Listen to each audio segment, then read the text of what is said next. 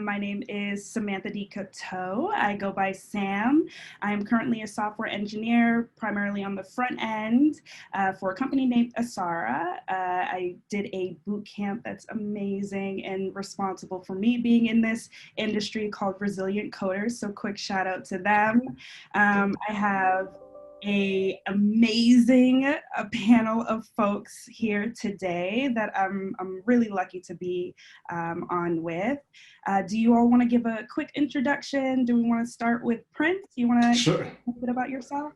Sure. My name is Prince Nnah. I am the co-founder and chief of business development for IntelliCare, startup in the Quincy area. Super excited about what we've been able to do. And really super excited to be part of this panel. Nothing special about me, military guy, father of four. I just enjoy traveling and enjoy life, I guess. Lovely. Thanks. And then Alex, do you want to give us a little bit about yourself?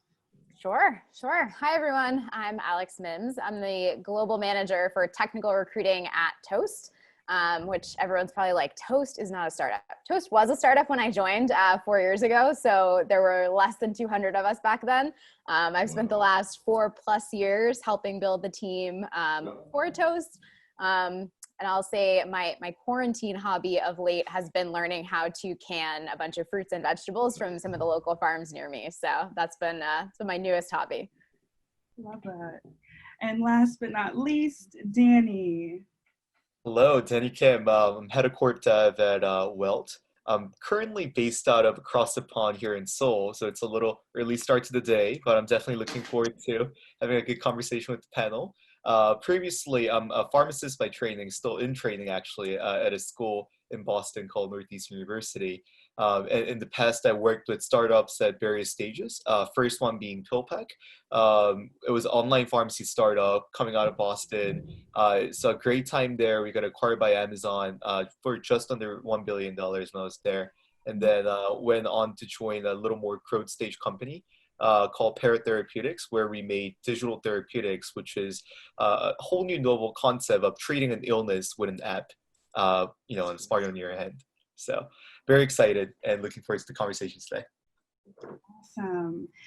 So kicking things right off, welcome to Ready for Startup Life. We're going to be asking many questions about what to look for in a startup, why we would look for a startup versus a more quote unquote established company, what progress or progression looks like when you're there, and then possibly why and when it's time to move on. Before I dive into those questions, I do want to let all participants know that you can drop things in the chat or Slack if you have questions that you want to ask, and we'll leave time at the end for everyone to ask any additional questions that we haven't covered.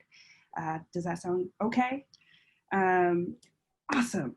So number one for you all, those that might have worked in a more established company versus a startup, can you describe the difference between working at a startup in a more established or corporate company? Yeah, well, I think first in my mind, there's a few things about established companies. I've had the chance of working at both. Is when you think about a startup, I think you can envision a cheetah. Cheetah is a very fast animal. They go super fast. And then you can think about a dinosaur and an elephant, right? In a startup, in my mind, it's just really that fast-paced energy that it's very different from a traditional corporate environment. It's fast, it's energetic. There's a vibe that's very different, where it's not just maintaining the status quo. It's really creating what the status quo would be. And so if you have ADHD like I do and something like, this is too sterile, like startups are really that place that I've found just very different. The other thing that's different in my mind is your value in a startup really quickly and easily. Like with a startup, you matter a ton, and you matter a ton because you're wearing multiple hats. You're doing a ton of stuff. So it's not like is my work valuable? You know your work is valuable, and a lot of people are depending on you, versus a very established company. If you're gone tomorrow, they probably wouldn't even care, right? Or your work would just kind of, I mean, this is an extreme, but your work, you're doing one thing. If you didn't do your job that whole day, sometimes you might not even get noticed that you're not there. So I think wearing those multiple hats, your value is really very clear. It's very different from this traditional big organization that's very slow to function. So. Any other input there, Alex or Dana? Yeah, I love the animals, the cheetah versus the elephant. I think that's just a great way to describe it. When I think about startups, I think about it as, you know, a lot of things are getting done for the first time. So that's where a lot of the energy is coming from, is that, hey, we just landed our first customer. Like, that's so exciting. We just landed, you know, our 10th customer. That's amazing. We used to celebrate that at Toast back when I started with an email every time that happened, because it was just this amazing, energizing thing to happen. But, you know, as you get bigger, you can't do that anymore. It doesn't make sense. Nobody wants all those emails, among other things. And I think the other thing about startups that I would point out is that a lot of times you have a role, but your role is also 10 other roles. You are doing a lot of different things. You're spread across a lot of different things. And a lot of times you need to, you know, lean into new projects and new areas and things you might not have experience with. So I think that's one of the benefits of a startup. But it's, you know, it is very different from having this established role where you're one of 50 people that do what you do. The processes exist, you know, there's 10,000 customers already. You know, everything is sort of in its own kind of slower rhythm at that point. So. I'll definitely add to the other two comments by saying that I think it's definitely more true. I think the automatic ownership, so to speak, you know, that gets generated from joining an early stage, because you're looking around, and as you said, you know, if you're part of an established company, there are other folks that you can count on to share your work and do your work. Whereas at an early stage, you're the one, only one, or possibly the one where the buck stops with. And, you know, I personally was able to experience that kind of moving backwards in the stages of, I guess, startup, where, you know, one was kind of merged and acquired, to a growth stage, to a way early stage. We're just raising our series, you know, B here. And, you know, one can kind of see the difference in how, I guess, dedicated the team is to the cause. But, you know, once you're on, it's the way of going from the jungle at an early stage to a highway, you know, at the end of the road. So, you know, cheetah must run on. And so I want to delve in a little bit there. So how do you know that you want the cheetah versus the elephant? You know, how do you know that that is the right place for you? You know, that, you know, wearing multiple hats and moving at a fast pace and quickly being able to pivot, which is like such a key phrase nowadays in terms of, you know, what are 3 words that describe you? If pivot or being flexible isn't there, especially in a startup life, then it's probably not a good fit for you. So how do you identify that that is where you need to be? Yeah. I think that's really cool. That's great to think about. But I think with everyone, as you go through your career, right? You go to school, you graduate. Sometimes what you want to do is not always super clear. But as you start working, you find out where your true passions lie very quickly. Maybe it's a year or 2 years. And then you realize what you're good at. Just about a week ago, I was talking to a scientist. And he's like, I'm tired of this company. It's been there for 10, 11 years. And he's like, this is not what I want to do. It's becoming boring and not exciting. And he then knew that it was about time. So I think I'll come back to this maybe at some point if there's a question. It's understanding your true self. And sometimes it's why you're maybe not even in school. You come out to the real world and then you figure out what you like. You are like, I like being bored and just going into my office and going home when the day is over. Startup is probably not for you, right?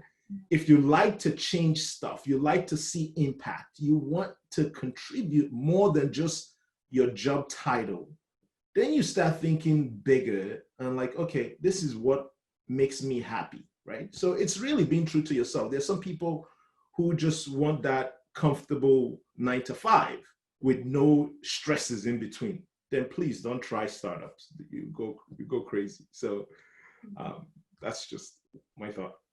Yeah, I would agree. You really need to like think about what you want to do. If you want the 9 to 5, don't try a startup. And that's okay. I think there's this misconception that like everyone needs to be part of a startup. And if you haven't worked for a startup in some ways, like you haven't achieved everything you should, it's totally fine if a startup is not for you.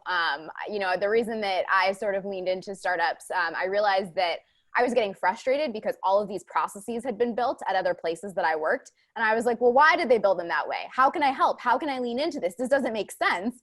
And so for me, it was sort of that realization that having everything already existing was really frustrating for me. I wanted to be part of that. So that's sort of, for me, what made me realize. But there are a lot of other ways you can sort of realize that, you know, maybe my impact isn't as much as I want it to be, or, you know, I want to be in, you know, I want a seat at the table. I want to talk to all of these senior leaders and be part of these conversations, which if you work for a company that's 10,000 people, it's probably not an opportunity that's in front of you. So. Absolutely. Lastly, what might be interesting to add is, I mean, if you have a hard time introducing yourself and your interest, I think you're in for the right role. Like at a startup where you're, you know, juggling between 10 different things, you know, at the same time. And if you're okay, as Alex said, you know, with creating an order out of chaos in a sense. But lastly, what might be really interesting to add is lately I've been you know, working with a lot more, I think, CEOs that are at much early stage, and you know, we get together, kind of lend a shoulder to cry on, you know, as we're going through this hard kind of COVID times. And you know, one thing that we say to ourselves is we're all crazy here. You know, like left all our stable jobs. You know, a lot of the times, you know, these are you know, first-time founders and some serial entrepreneurs. And in Korea, we have a saying that you know, if you're crazy enough to be in the startup, or if you're unlucky enough to be in the startup, as they would always kind of you know, take a self-pity on themselves, you probably in your past life sold your country over to an enemy several times. You know, otherwise there's no way why you should be suffering this much. But that being said, that's why we call ourselves crazy. But once you get addicted, or once you kind of get your feet in and get a taste of what how exciting it is to kind of create a future that you want to see, and you know, make the vision into a reality, it's hard to get out. And that's when you'll realize that you are meant for a startup life. Yeah, and I think that leads into my next question. Danny, maybe you want to kick us off.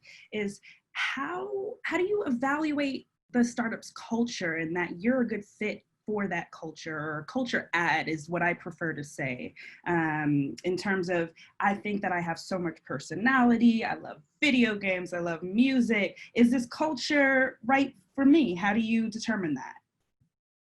Ooh.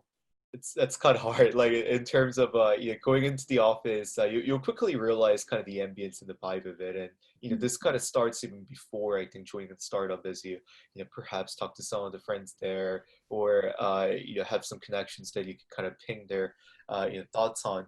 The biggest example that I could probably give is you know, my transition from PillPack to Pear, both great companies in their own rights. And you know, I quickly realized you know, going into PillPack that, say for example, you know, it's a Friday night, and you know, there's a bar, you know, in the office that, you know, you can kind of go out to, and you grab a drink and you know, share conversations and whatnot. Whereas you know, Pear was kind of born out of a pharma backbone. Pharmaceutical company kind of backbone. So it was a lot more office-like in the sense that, you know, we had our cubicles and you know, things of this sort as well. And that being said, I think it's more about what is the right fit for you. There is no one right culture or wrong culture. And, you know, there's a reason, you know, from the outside, one of the kind of red flags that I see my friends, you know, throwing out there is, oh, so many people move in and out of this company, you know, is there something wrong? I mean, there could be, you know, that's definitely, you know, one of the options there. But, you know, more so, it's probably a company's way and the person's way of kind of finding a culture that is the right fit for him or her. And, you know, in doing so, do your research, do your homework, make sure to talk to them, and you utilize a lot of the connections that you got and ask them what it is really like to be on the ground with the company. Awesome. And actually, before anyone else answers, can you just touch on maybe 2 or 3 things that you were looking for in the company culture? Absolutely. So I always like to start off every kind of role that I take on in terms of like, where is the growth potential? Like, how does this relate to my overall vision? And I write that down in a neat one pager and make sure that if the job is not the right fit for my overall story, I wouldn't consider it in the first place.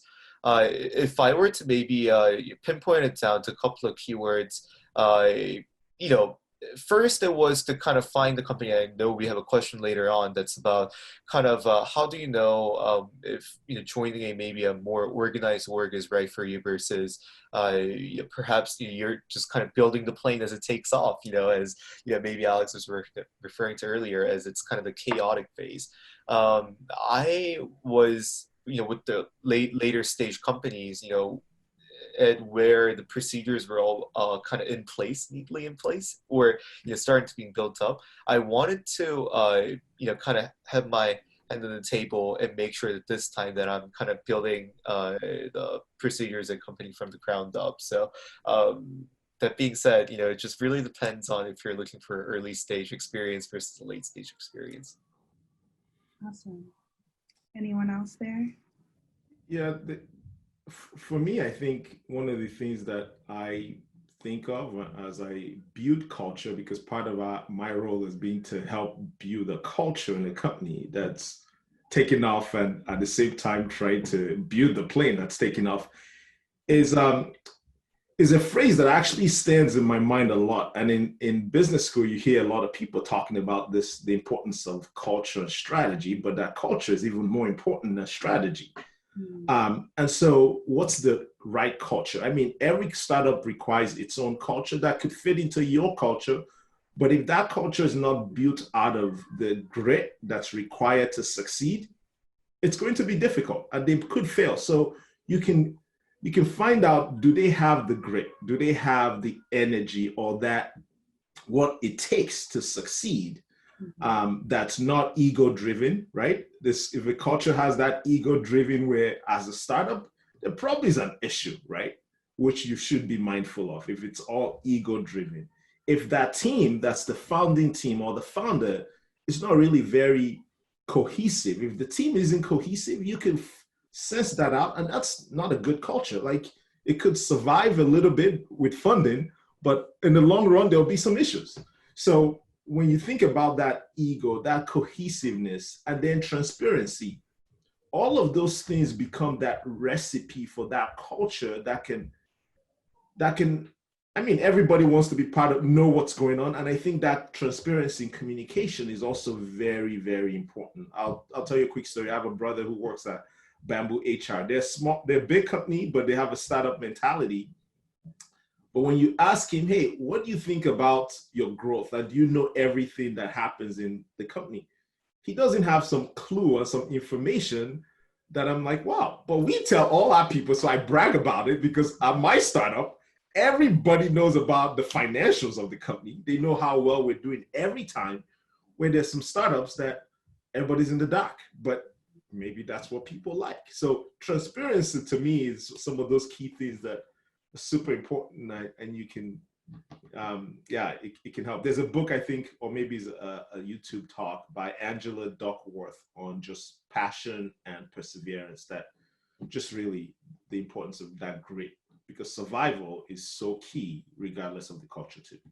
And Alex, in your role, which is very, very important to sort of shaping the company culture, and who gets there, who enters that those magical gates at Toast.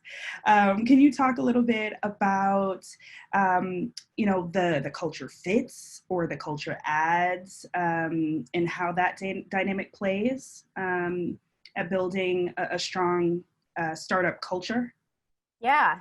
So I would definitely agree with you, Sam, that culture fit is, I prefer not to use that phrase, right? Because we want people that, yes, they are going to be aligned to the same values that we're aligned to and care about the same things that we care about. but fit is problematic for a lot of reasons, which like is its own webinar. So I won't go into that. But from a culture ad perspective, I think sort of the first thing is just making sure that if the values are not written down, right? Like a lot of startups will sort of at some point decide, okay, we need to write these down. You know, we need to understand what this really means for us. So if they're not written down, I think it's important just to ask, you know, your recruiters and, you know, whoever you're talking to, what that culture looks like. But if it is written down, making sure it does actually align with sort of what you want and how you want to operate and how you want to work. I think a lot of times it really informs, how do teams work together? How do people work together? How do they communicate? How do they collaborate? So for us, you know, I was fortunate when I came to Toast that the values, the first version of our values, I'll say, were written down. And there's something that we kept at the forefront of all of the hiring that we did. So no ego used to be one of them, actually. So Prince, it's great that you mentioned that. And it is something that was so important to us. If someone checked every box, but we, you know, through interactions with them, realized that they had ego or that they were sort of arrogant in how they operated, they would not be someone that would get an offer, even if they checked every other box. So for Toast, it was really, really important to keep them at the forefront. And I think it is super, super important for each candidate to keep that at the forefront of their mind, because if your kind of values that you want to adhere to don't match with the culture of the startup, you're gonna have a really hard time. You're gonna have a hard time working with other people, with communicating, with collaborating, all of those things. You're gonna kind of be at odds the whole time. So just make sure that, you know, if it's not written down, ask a lot of people about it. But if it is written down, make sure that even before you apply, that it sort of fits with what you're looking for. Absolutely. And so kind of taking that and pivoting to my next question, we just touched on the problematic phases of certain codes, right? So say I'm straight out of college, I am a young entrepreneurial Black woman, and I'm looking to apply to some of the startups in Boston that are notoriously, typically not like me. Right? How do you know that you can still make space for you and feel comfortable entering that space in a startup, you know, where you might be the individual? Anybody want to kick us off there? I know that's not on the official list, but it's a big question that I love to ask. Oh, gee. That's a really good question. It's a really hard question too. It is like such a hard question. And I don't think there's like a silver bullet that is like the one and only answer. I think what you just have to do is, you know, DEI is a huge conversation point right now. I think everyone sort of knows that, but making sure that people are thinking about inclusivity, right? You know, am I going to feel included in this culture? You know, maybe there's only 20 people, you know, just because they don't look like me doesn't mean I won't be included, but it may very well mean that I won't be. So trying to understand, like, how does a company think about inclusion, right? How do you think about making sure that everyone feels like they belong? And just asking those questions a lot of the time, if, you know, you might get some blank stares, and that probably tells you a lot of what you need to know. In other cases, you know, you can find like one or two people that are, you know, that sort of are similar to you in some way, and you can sometimes get some insight. I have definitely had people ask me, you know, at varying stages, you're a Black woman at Toast. What is that like? Mm-hmm. And I'm happy to answer those questions, right? But if I wasn't there, who are they going to ask? Maybe there wasn't anyone to ask. So ask if you can, find people if you can. And if you can't, ask about inclusion, ask about it belonging, understand how they think about those things. Absolutely. And then in line with that, we have a quick question from Alicia, who asked, are startups family friendly? And if so, how are they family friendly, especially in a pandemic world? I would want to know. Mm.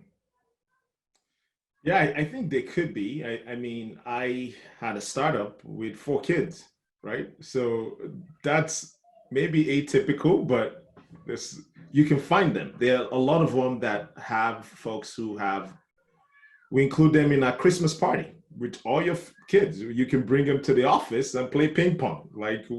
So it's possible, and most of them are. It's really based on those values that are set early on, and you can find out. It's like we allow folks to work from home even prior to the pandemic, where some startups really, that culture of being in the office with ping pong and food and all of that might feel like it's all day, all work, but we play at work too. So, and there's nothing stopping you from having your kids there, and allowing them to do what needs to happen. So ours has been very friendly, family friendly, because I think everybody on our founding team, except maybe one, had kids. So it just worked out, and the environment was just ideal for it.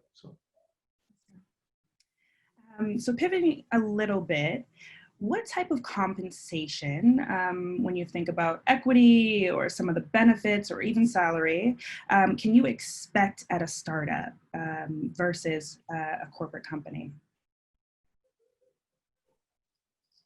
Well, I would say for startups, a lot of times, you know, one of the big things you hear about is equity. And like, how does equity play into things, right? You know, so you will get paid, at least I hope you're getting paid a salary, but then there's this equity thing. So, you know, if it's your first time dealing with it, it can be really confusing.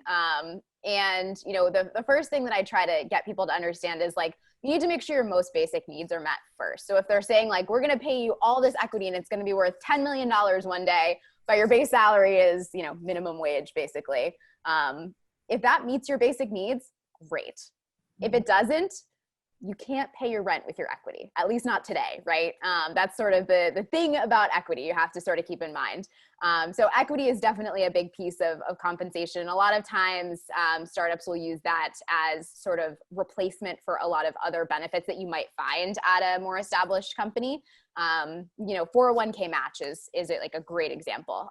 You know, a lot of times at early startups, you won't find a 401k match. You might not even find a 401k program in place. You know, you might join and find that they don't have a parental leave policy. You know, they'll figure it out when they get there, type of a thing. So, you know, just asking questions, understanding sort of what your bare minimums are is important. Because everyone's situation is different. And, you know, coming into a place that doesn't have a parental leave policy might be like an absolutely not for you, just based on where you are in your life and the stage that you're at. For other people, it might be like, all right, well, we will just figure it out when we get there. So, you know, keeping those sorts of things in mind, but making sure you know what you need is important, because, you know, equity a lot of times, you know, I do this, I talk to people about equity all the time in my role, but it is something that people think about really differently. Some people think about it like it is monopoly money and it's not real. Other people think about it like, this is my golden ticket, I'm gonna go buy a private island, you know, in the future with this. So you have to sort of do some research yourself and understand, you know, how do you think about it and how do you want it to play into your compensation? Because in many cases, it will be a big part of your compensation package. Absolutely. And last question, I guess, in this category that I have. So, you know, leaning on, you know, the phrase is, it's not what you know, but who you know.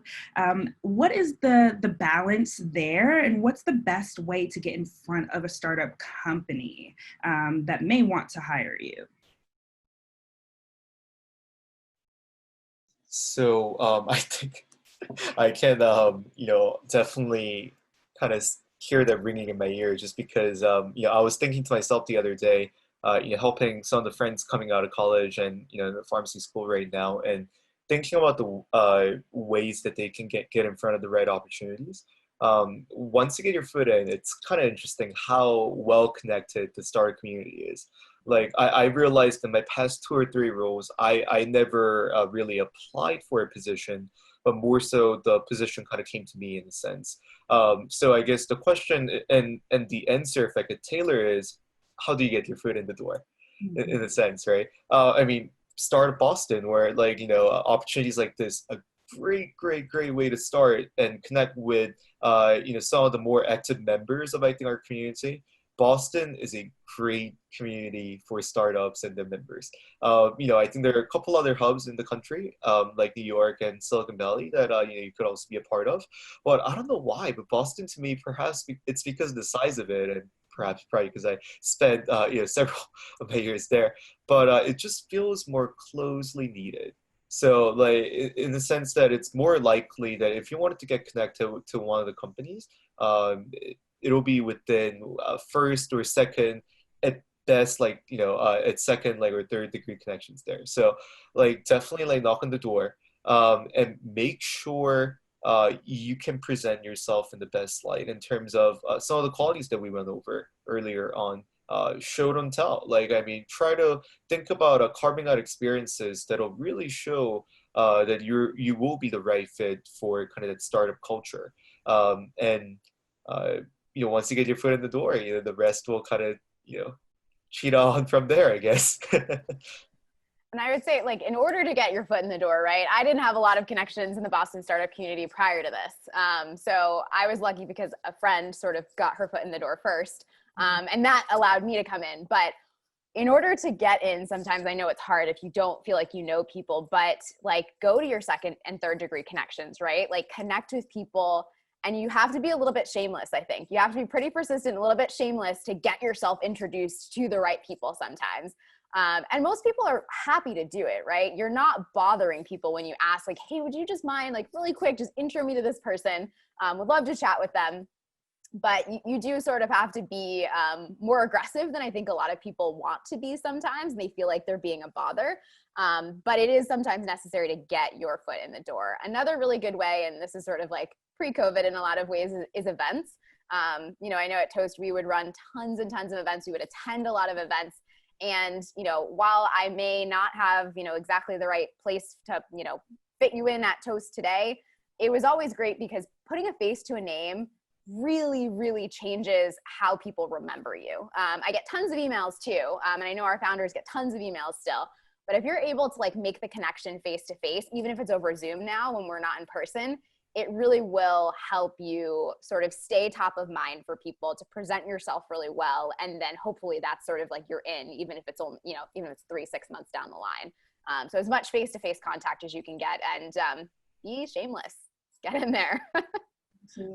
I have to just add something else. I think startups are kind of crazy because people who start them are crazy like myself. So you have to think about, are you willing to take less salary sometimes? Because some people have standards, right? And startups, they're not all of them are fully funded. So when you think about how to get it, just think about what is it that you really need to survive, and understanding that some startups would require more from you and maybe on a less salary. And are you okay with that?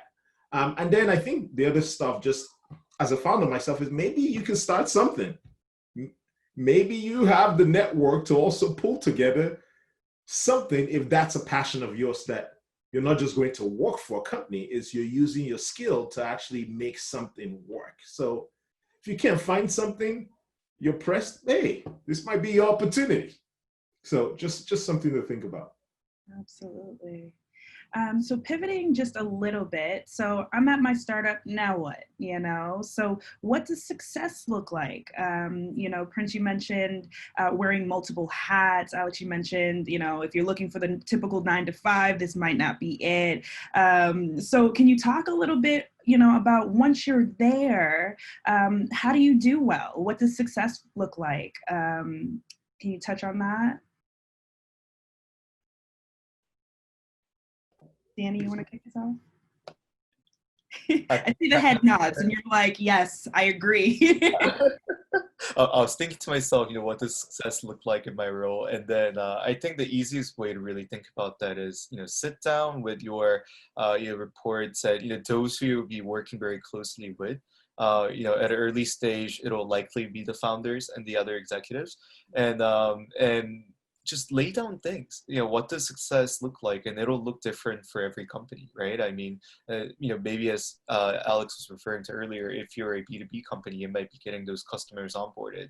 If you're late stage, it's making sure that, your employees are looked after and make sure that they're happy and, whatnot. And it's really different for every department and every role that you walk into. But what would be really, I think, the key thing to keep in mind, and people do this with many different kind of, framework, like, key progress index, like KPI or OKR, like objective key results. And there are many ways of kind of keeping yourself and your colleagues accountable for what the success might look like. And it's making sure you're having a lot of conversations around what does that kind of realistic, success look like, and what does that moonshot success look like, and making sure that you're kind of getting closer and closer to the vision that you painted, and hopefully that you're mesmerized by when you first joined the startup. So that being said, make sure to have a system in place, and it'll be really hard to do at an early stage, and perhaps not even recommended to be that formal, but make sure you have a goal that you're working towards and have enough checkpoints and the buddy kind of system to make sure that you're getting yourself to that goal, closer to that goal every day. That's a good point. I think success it comes in many shapes and color, but you have to think about company success and your success. There's a reason why you're part of that startup. So as the company succeeds, hopefully that you're succeeding too, because you're a key factor in it, but make sure that those two are somewhat aligned, right? So I think whether it's customer acquisition, label acquisition, headcount, because headcount even growing in the company, more people reporting to you, whatever it is, milestones for the company, which might not be dollars, but it's just steps along that roadmap that's created. As long as you can fit into that and say, well, yes, I can see how what I wanted is happening and this company is growing because of my effort. All those keep you plugged in, and that's success, right?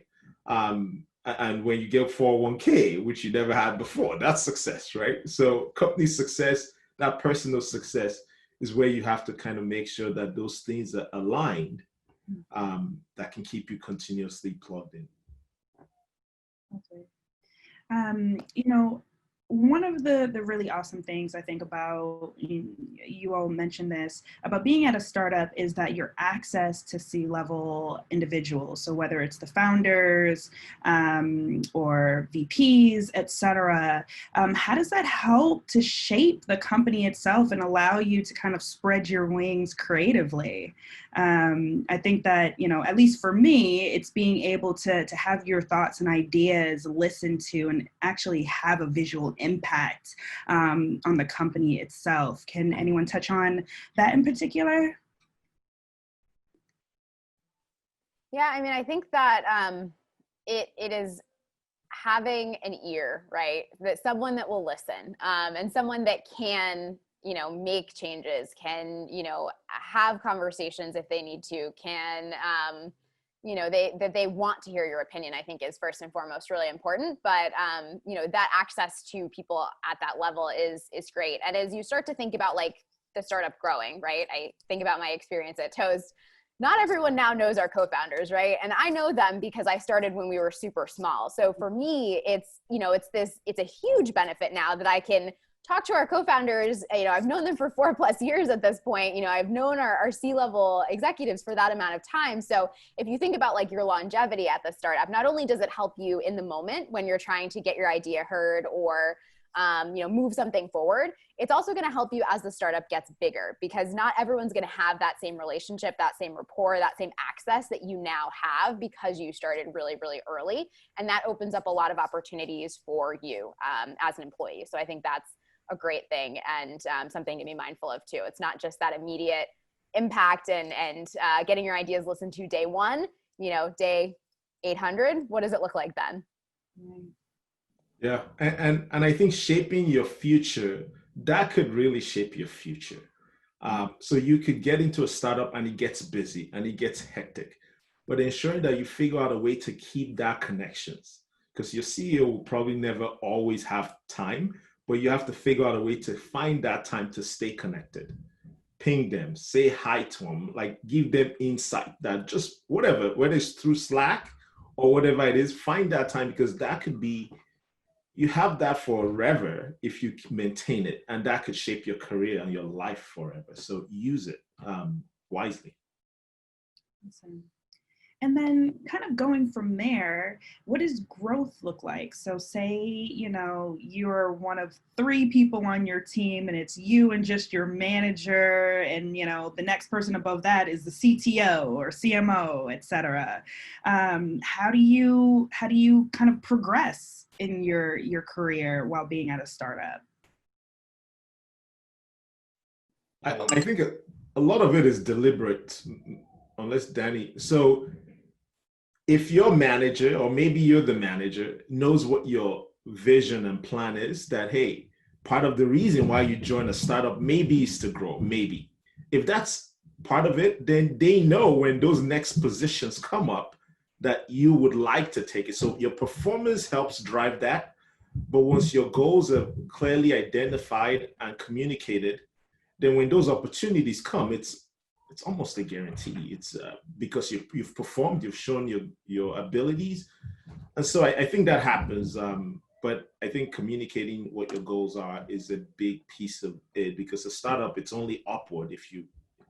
Everything is only upward. So if you're not going up, and maybe you don't want to, but if you do, then yeah, that's Danny. Absolutely. A great sign of a startup is that growth, and making sure to hit that great growth curve. And for those of you who might not be as familiar with what apparently in the Asian countries, in Korea at least, I heard it described as J curve.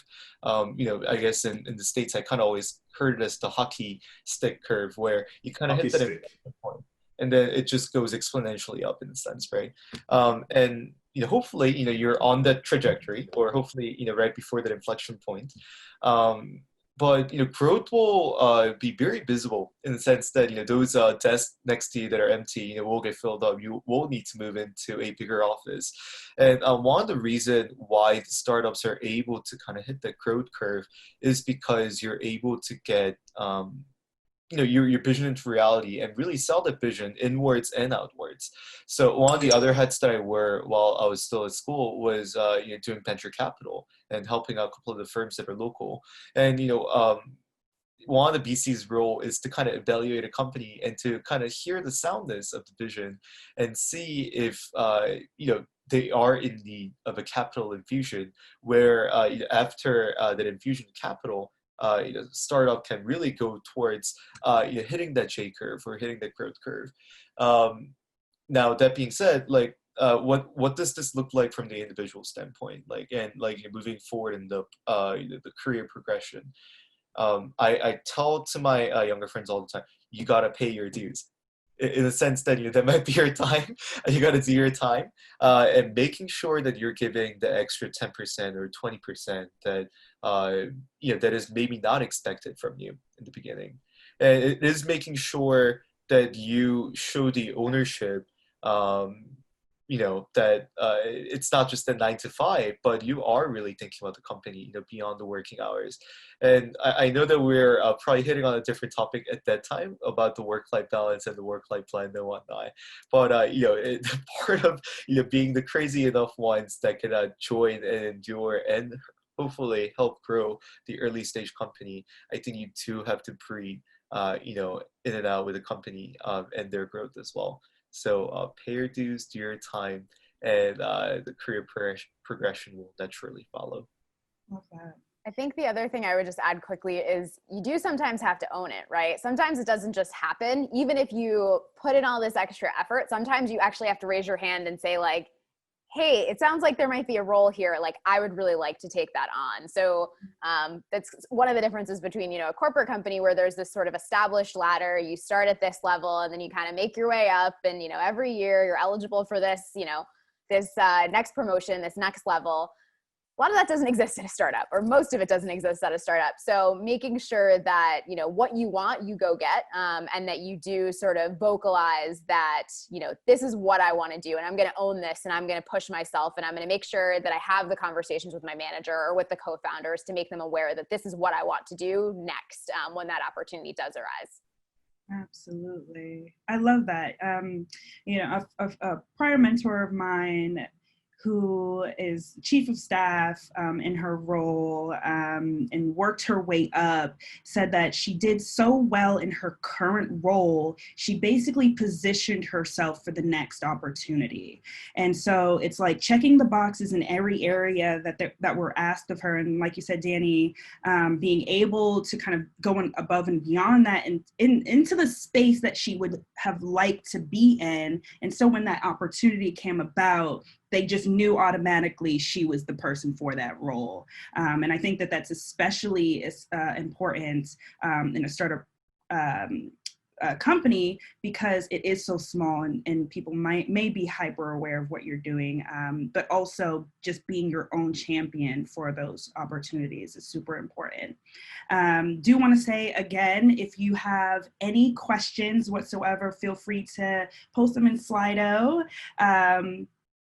And then if you are looking for new opportunities, there is a virtual job fair tomorrow. So feel free to check that out. But continuing on again, in terms of COVID, in terms of culture and engaging and performance, how are things looking like right now in terms of your team dynamic and how you're evaluating the teams and your direct reports, et cetera, right now? I'd say COVID has been really this true test for many companies on how they survive and how they address difficulties. Pivoting is important. We see a lot of companies that have actually pivoted in terms of just culture and dynamic. For us at IntelliCare, we've been fortunate enough that COVID has actually helped us grow significantly. A prime example is normally our sales effort and our sales team is really a high touch. We visit facilities, we talk to a lot of folks we're all over the place, and they drive to locations to get their deals. But with COVID, we've done something that we never thought was possible, actually, even, is we've done a lot of deals over the phone. So our sales folks who would put miles and miles on their cars can now close deals on the phone almost as good. So amazing growth, even in the face of COVID. And we've been able to just pivot a little bit in terms of how we sell. And we've grown, I think, 7,000%. When we talk about what does growth look like, the company has grown over 7,000%, fastest growing company in Boston. So kudos to my team at IntelliCare. We've crushed it. But I think just being able to be flexible is COVID has helped us. On the downside, though, is we don't play as much ping pong anymore. We don't have that whole office chatty like we used to have, because the office has gotten empty because you can't have more than 25 people. So that's been a challenge. But now we do something on the weekly that's like a game with everybody, but it's not exactly the same, like seeing people and going to hang out and play ping pong. So that's been a little bit of a challenge, a little bit. Awesome. So we have a couple questions here from those listening. And one person said, what are the strengths and weaknesses of the Boston startup scene for a junior employee? All the academic institutions and the opportunities there, I think. In Boston, at its core, I think every city whispers different things into your ears. In the sense that, thinking about those different, cities that I mentioned that are the hubs of these technology growth, New York, it is run by Wall Street. It is all about the capital. Silicon Valley, it is about creating the future and, perhaps, getting your kind of heads up high. Boston, I think it's about intellectual curiosity in the sense that, we are very, I think, curious by nature. There's something running in the cities about the ambition that we have to, to have our heads up on the ground, but make sure that we got our, feet on the ground, heads up in the sky, but feet on the ground in a sense. And these academic institutions, I think, are what keeps us really grounded. And, as a junior employee, I would, and as I did, I would highly encourage, looking out for opportunities at university ecosystems. Harvard has a great ecosystem around startups, MIT, Boston University, and Northeastern, my alma mater. Great event plannings going on there that could be helpful to not only students, but also to startup community members as well. And I think what that'll help you is really to deepen your understanding of an industry. And hopefully from many different angles. You will soon realize that, sometimes you head into the job and there's a lot of learning opportunity, but there's also a lot of I don't know if this might be an appropriate term, but a spending kind of cost or opportunity as well. You're kind of digging, from the digging from the bucket of knowledge and experience that you have, and sooner or later you'll run out, and you'll want to make sure to kind of keep hydrating the bucket of knowledge, experience, and whatnot. And Boston is a great place to do that in terms of ways of learning and connecting with others. And then we have one other question. Says, I'm an associate in my current job, but I really feel like I should be a director of marketing. Is it possible to make that leap in a startup? I would say probably yes. It depends on the experience that you have, of course. But in a lot of cases, you see in really large companies, again, you have this sort of like ladder of like, there's 27 levels, and you start at this associate 1 or whatever it is, and you make your way up, and eventually level 27, you're a director. That doesn't exist in startups in many, many cases. So, it really is about the experience that you have and what you can bring to the table. I wouldn't be shocked if you could make that leap at a startup, but it depends on, a lot of factors. Yeah, it's very possible. Like, there's startups are looking for a ton of people who might not be traditionally all the requirements in a big company they understand. And so when we hired a director of marketing early days at IntelliCare, I think this was their first director role. And so you have people who are venturing into higher roles. Probably the salary doesn't match it. So it's similar salary, but the title is different. You have a higher title in a startup with almost the same salary like you had as a junior employee. So it's very possible most startups hire folks who are just trying to venture. And I think it's the attitude of some of the other intangibles that can get you that. So it's very possible. Another great thing is thinking about what the new title might enable you to do in terms of the responsibilities and roles. I mean, title's important, and it's what will show externally, but it's really what you do matters, really. And then if you're doing the role of a director as an associate, as an analyst, great. Like, make sure to document those and let your higher ups know that that is what you're doing. And being having on the new title will enable you to do even more.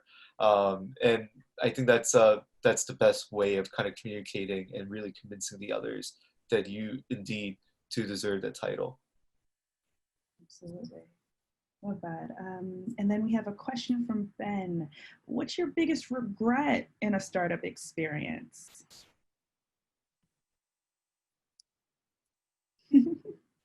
I'll also put a twist on that. Regret or mistake? And can we talk about how mistakes happen all of the time, especially in a startup where you're wearing multiple hats and learning along the way? If you have any moments like that, I'd love to hear that. I do.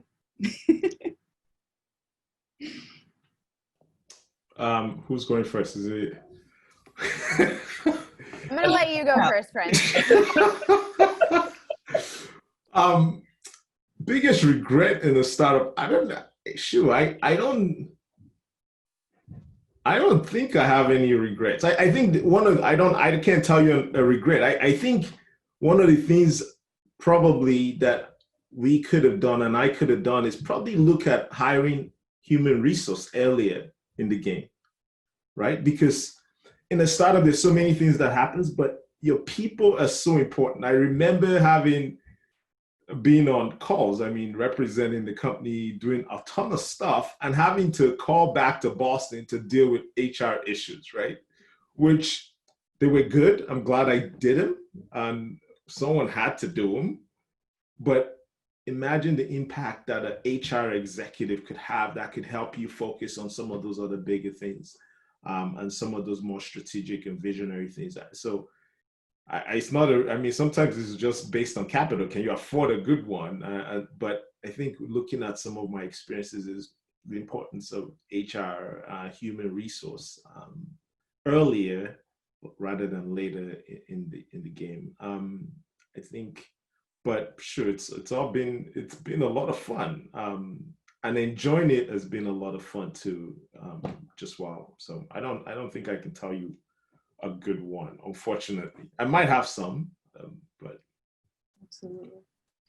I was reading a book that's really popular called The Lean Startup by Eric Ries, and it's about, or at least part of the book is about failing fast and being comfortable with failing. And I think that when you are in a startup culture, in a startup environment, you have to be comfortable with learning, pivoting, and taking feedback on the chin, because ultimately, we need to grow, but we need to learn along the way. And if you are aiming for perfection every other day and are type A, which many of us are, it's going to be a struggle for you.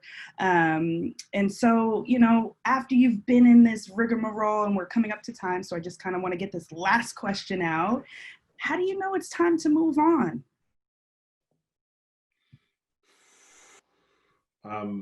That's a good one. I mean, I can let somebody else talk, so I'm not the only one. I think how you know it's time to move on is not everyone can grow or manage a team of 5,000 people. What are those true value and core values that are still true to you? So if you're true to yourself, you will know. I think some people are great being under pressure and building the plane as it flies. Some people are good at just maintaining and managing the flight. Mm-hmm. And so when you can figure out who you are because of these experiences, you will know when that time is right, because things will become mundane. Things would not be as exciting. It might not be, or you're kind of bored a little bit. I think Dave Chappelle said something that I've always kind of remembered. He was given a $50 million contract and he walked away from it. And people are like, are you crazy? But he also was true to himself and knew that it's not the money, it's none of those. It's really who you are and what drives you and how you want to make an impact. So that's my thought. Okay. And then one last question from the audience. How do raises occur or differ in your startup experience than, say, a more mature corporate environment? And specifically talking about monetary raises. I think, it's one of those things where the process sometimes doesn't exist at a startup, right? You have to sort of advocate for yourself and say, hey, you know what? I've been doing all this great work. Here's like my business case for myself, essentially. This is the raise that I'm looking for. And a lot of times you want to time that with the company's fundraising. Hey, I know we just closed our Series B. That's amazing. Here's all this great stuff that I did to help us get there. And so I'm going to advocate for myself to get this sort of raise. For a long time, Toast did not have a process, right? We didn't have the structured, in corporate, a lot of times it's once, twice a year. That's when you're eligible. You sit down with your manager, you get your 2% or whatever it is. And that's sort of the end of the story. A lot of times does not exist in startups. And so you have to advocate for yourself and kind of be your biggest cheerleader and champion so that you can get a raise, because a lot of times it's just not something that's thought of in a lot of cases. Mm-hmm. Love that. Well, we're coming to time, folks, and really, really appreciate all of the time and passion that you put into this. I definitely learned a few things in terms of how I should grow and think about why I'm at a startup. I personally love to wear multiple hats, and I love the L curve, the J curve, the hockey stick. I love the potential to never stagnate. Just your final remark in terms of why do you love working at a startup?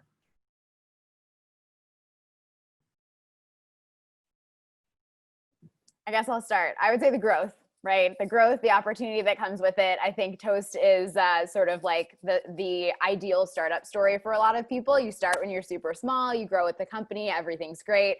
It's been a fantastic 4 years. So, I know not every startup experience works like this, but the growth and the opportunity that comes with it is why I love working at startups. Awesome.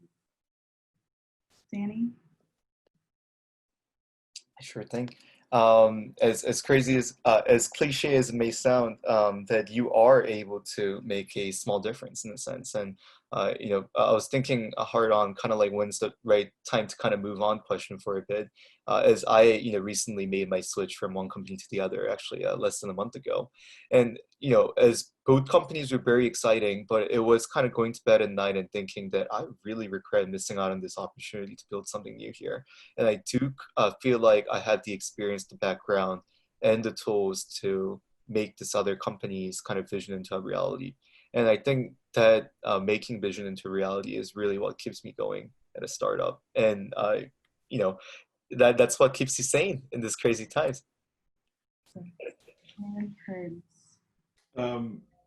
I think I'm just a problem solver. At heart, I'm very visionary. Like I look at issues, global issues, little issues, and for me, that's one of the reasons that I get involved. I want to solve a problem. I think this problem impacts people around me, myself, family, or just the world. And I just think, man, someone should address it. And I don't have all the skills, but I have a lot of passion, and I hate getting bored. So I think if you have that desire to solve problems and provide something different for people, or make the world a little bit better, that's really it. Look at problems and look at, man, there should be a better way to do this.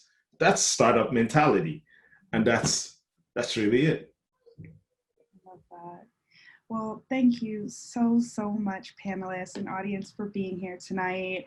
It was a really interesting conversation, and I can't wait to hear the rest of the series this week. I hope everyone tunes in.